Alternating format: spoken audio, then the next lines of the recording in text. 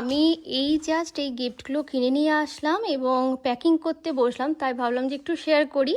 তো সামনেই Valentine's day আসছে।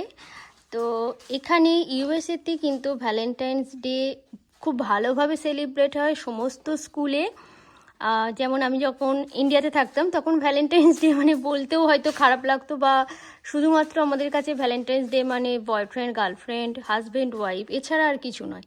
কিন্তু আমি ইউএসএতে এসে দেখেছি ভ্যালেন্টাইন্স ডে শুধুমাত্র বয়ফ্রেন্ড গার্লফ্রেন্ড বা হাজব্যান্ড ওয়াইফ না, তুমি ভ্যালেন্টাইন্স ডেতে গিফট দিতে পারো তোমার গ্র্যান্ডমা, গ্র্যান্ডফাদার, দেন টিচার, তোমার ফ্রেন্ডস। তো এখানে সমস্ত ক্লাসে কিন্তু ভ্যালেন্টাইন্স ডে সেলিব্রেট করা হয়, পার্টি হয়।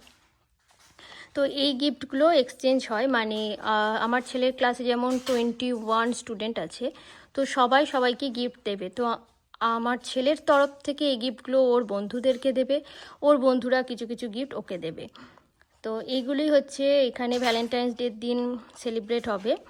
আর এবার আসি এই দিকটা, এটা হচ্ছে আমি আমার ছেলের ক্লাসে যে দুটো টিচার আছে তাকে ভেবেছি এই একটা দেব, মানে ওনাদের ফটো আমি বার করব, প্রিন্ট আউট করব, দেন আমি এখানে দুটো টিচারকে এই দুটো গিফট দেব, কার্ড দেব।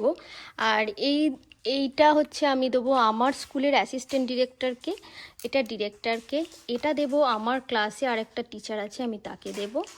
আর এগুলো হচ্ছে কার্ড।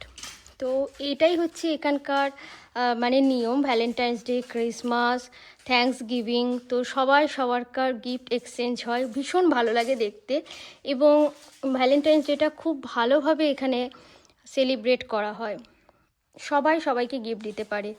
তো এটাই ছিল আমার, তাই শেয়ার করলাম। আমি এটা করছি মানে গোছাচ্ছিলাম, প্যাকিং করছিলাম, তো ভাবলাম একটু শেয়ার করা যাক, তাই শেয়ার করলাম। কেমন লাগলো অবশ্যই জানিও।